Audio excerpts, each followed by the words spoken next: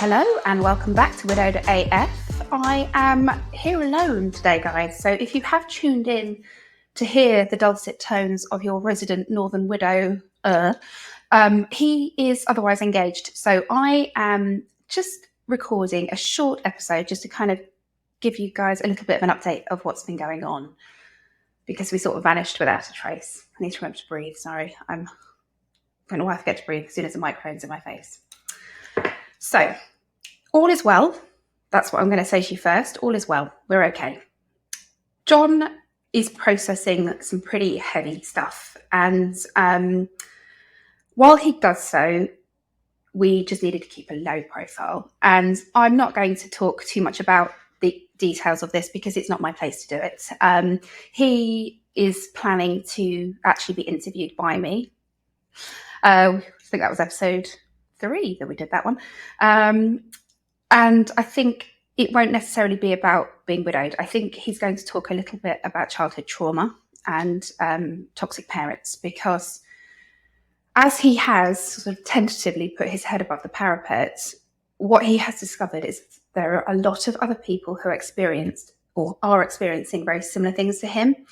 So much like WAF was born of this realization, I think perhaps we will record something and put it out and see if it's cathartic and healing for him, primarily, because that's my main concern, and perhaps if it does some good out in the wider world. Just to update, well, I'm absolutely freezing. This office was so hot in the summer, and nobody actually has been out here for a while, so it's freezing. So anybody that's watching it, that's why I'm sort of shivering away over here. I also felt I had done a bit of a disservice to poor old Nina because she didn't get her kind of catch-up episode after, and I really, really wanted to do one for her because of the nature of how her husband died and just the kind of, I don't know, she really thought she'd found her sort of happy ever after, and it got snatched from her, and it was just such a, I don't know, it moved me, it did, and I really liked Nina as well. I like all my guests, but and she talked really openly about a type of cancer that we still shy away from, because anything to do with poo we don't really want to talk about, especially women, and I think men sort of want to maybe shield us from that a little bit as well. So, and she very openly says that she just didn't want to accept that he was as poorly as he was. So she talks a lot about this idea of denial and then having to come to acceptance. And it's a really, really good episode. And I will talk in more detail about it when I've got my co-pilot back, because it is a similar type of cancer to the one that Sarah died from. So I think it's always not quite handy, if that's the right word. That's awful, isn't it? Shouldn't speak like that about people losing their partners, but helpful, that's a better word, to have somebody with kind of real life experience to weigh in on it. But Nina and I have been in touch, and I dare say that we'll see her shaking her tail feather on the 31st of August. On that, I've got a venue and I've got toilets. We're making progress. So for anybody that doesn't have it in their diary and would like to come, Widstock tickets will be going up for sale probably next month. But the date for your diaries is Saturday, the 31st of August, and it will be in West Malling, which is in Kent, in England, for those of you who are listening further afield. So I will circle back to where I started, really, kind of back in the Gilmoss household. And as you guys will know, if one of the team goes down, the other one steps up, and you kind of get a little seesaw effect, which you don't have the luxury of if you're on your own. So, actually being able to go back in and process some trauma and perhaps break down and lay yourself raw and exposed is something that you can kind of only do when you feel safe enough to do so. So if you are currently putting on that mask every day and trying to show the world that you're okay, that's what I did. That's what I did when Ben died. I masked up, I drank a lot, and I just pretended that everything was okay when inside it really wasn't. And I used to overthink it as well. I used to think, am I behaving correctly? Is this how a widow should behave? Should I wear makeup? Should I not wear makeup? And you just don't know what's expected of you. And so you just keep going. Now, that meant that I didn't process a lot of my grief. So now, almost 6 years on, I'm having some quite significant grief attacks, but it's the only way I could do it. I was on my own. I have 3 small children. One was only 6 months. I couldn't open that Pandora's box at the time. And in a way, that's what John's having to do now. He's going back in and opening a Pandora's box on his past. And it's hard. It's really hard. When they say you've got to do the work, it is work, and it can feel like a full-time job. And we have the luxury of being able to work around our own schedule. And I know that lots of you don't have that as well. So whilst I want to share what we're going through, I also am aware that some of you will be thinking, when do I get to do it? When do I get to have the breakdown?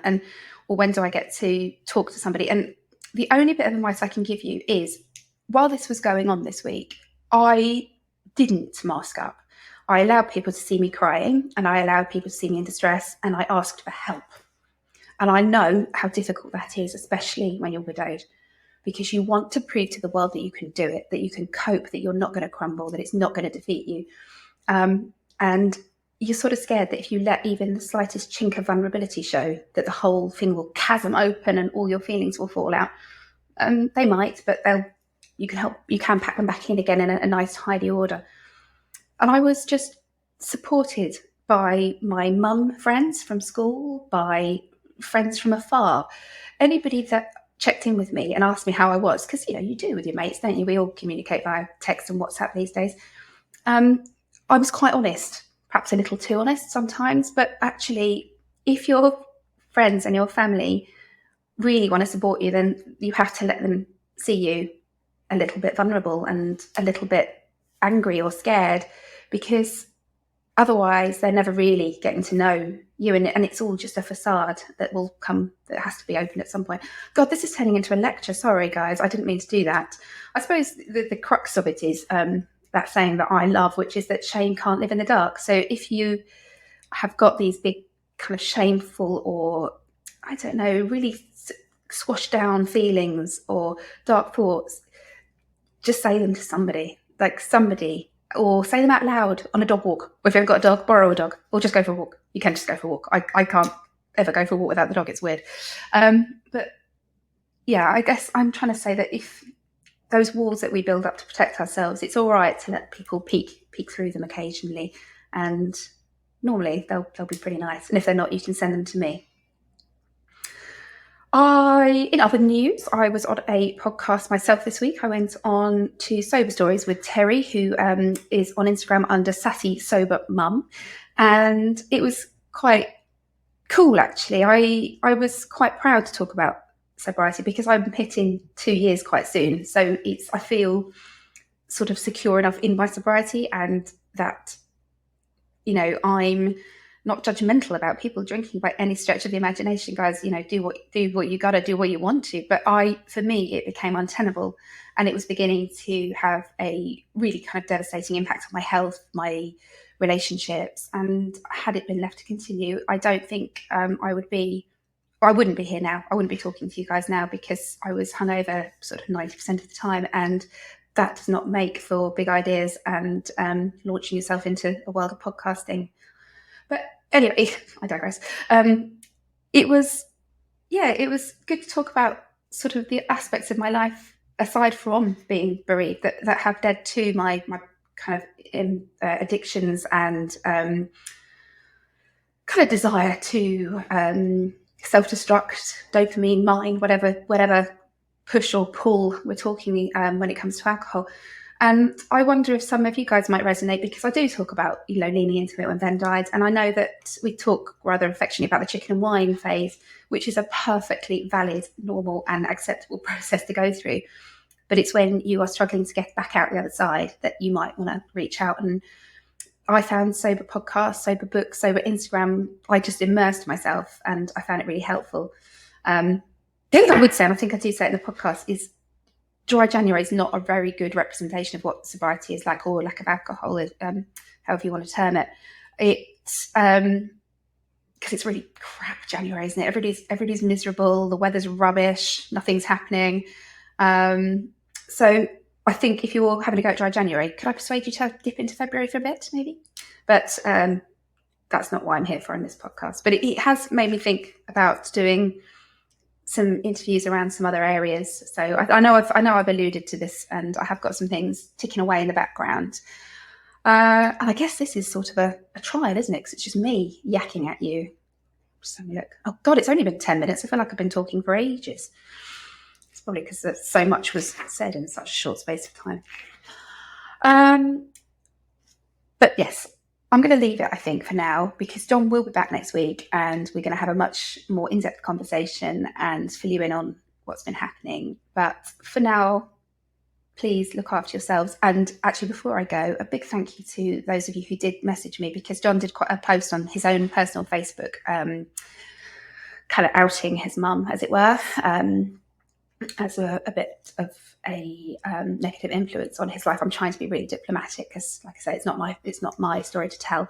So, and a couple of you have actually reached out to me, and I really am grateful, and I think you're all amazing, and I love you lots, and I can't wait to be back with you next week. I couldn't tell you actually whose episode's going out because that's not my area. I need tech support for that, but it'll be good, I promise. Anyway, lots of love. Bye-bye.